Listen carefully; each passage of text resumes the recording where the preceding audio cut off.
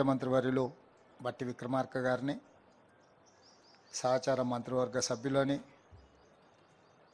ప్రతిపక్ష పార్టీకి సంబంధించిన MIM floor leader Akbaruddin Owaisi గారిని, సిపిఐ శాసనసభ్యులు కూనంనేని సాంబశివరావు గారిని, వివిధ కార్పొరేషన్ల చైర్మన్లను, శాసనమండలి సభ్యులను, శాసనసభ్యులను, ఉన్నతాధికారులను, పాత్రికేయ మిత్రులని ఆహ్వానించి శాసనసభ ప్రాంగణంలో ఒక మంచి కార్యక్రమానికి తెరలేపినందుకు మనస్ఫూర్తిగా అభినందిస్తున్నా. మిత్రులారా, డిసెంబర్ 3, 2023 నాడు ఫలితాలు వచ్చిన తర్వాత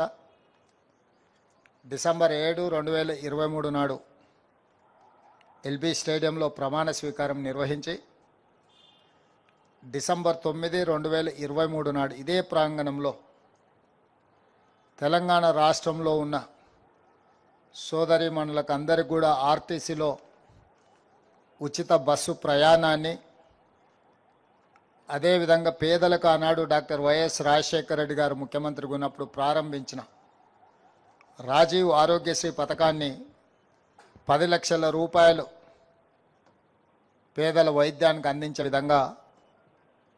ప్రభుత్వం ఏర్పాటు చేసిన 48 గంటల్లోనే ఈ ప్రాంగణంలో మనం ప్రారంభించుకున్నాం. ఆ తర్వాత నిరుద్యోగ సమస్య కావచ్చు, రైతు రుణమాఫీ కావచ్చు, రైతు భరోసా కావచ్చు, గృహ జ్యోతి కావచ్చు, ఈ రకంగా ఎన్నికల సందర్భంగా మనం ఇచ్చిన హామీలను ఒకటొకటిగా అమలు చేస్తూ తెలంగాణ రైతాంగానికి, తెలంగాణ మహిళా సోదరీమణులకు, తెలంగాణ నిరుద్యోగ యువతకు, విద్యార్థులకు ఒక స్ఫూర్తినిస్తూ ఒక మంచి పరిపాలన అందించే ప్రయత్నం చేస్తున్నాం.